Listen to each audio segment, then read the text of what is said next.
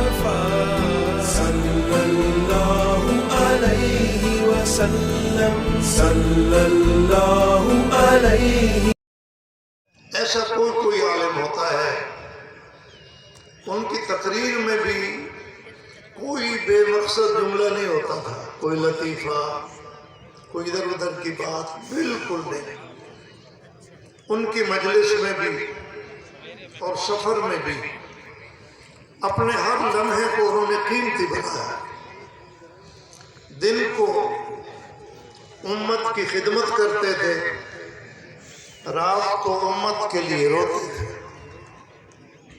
نہ انہوں نے دن میں کوئی لمحہ ضائع کیا، نہ رات کو کوئی لمحہ ضائع کیا. آج ان کی یادگار ہے جامع عمر بن خطاب، اور ہزاروں کی تعداد میں پھیلے ہوئے ان کے شاگردان.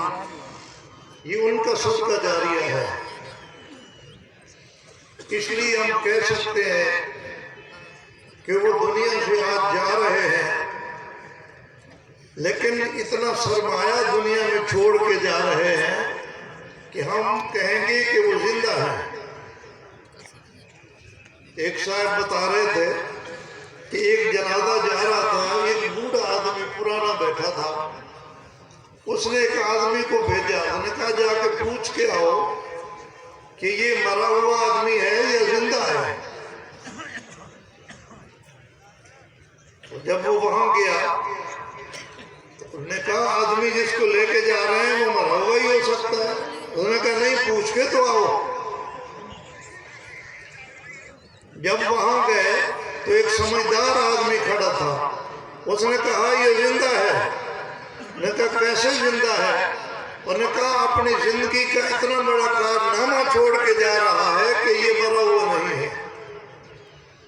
جو اپنی زندگی میں کوئی دینی کام کر کے جاتے ہیں جو یادگار ہوتا ہے، اس کو مرا ہوا نہیں کہتے. آپ حضرات سکون سے تشریف رکھیں. جنازہ آ رہا ہے، انشاءاللہ آپ تسلی سے بیٹھے.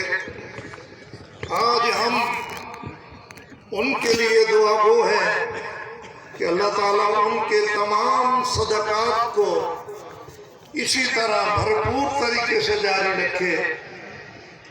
ان کا ادارہ بھی صدقہ جاریہ ہے، ان کی اولاد بھی صدقہ جاریہ ہے.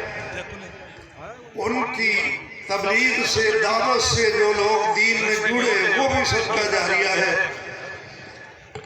اللہ تعالیٰ ان کے ان تمام صدقات کو بھرپور جاری رکھے اور ان کی ان خدمات کو قبول فرمائے.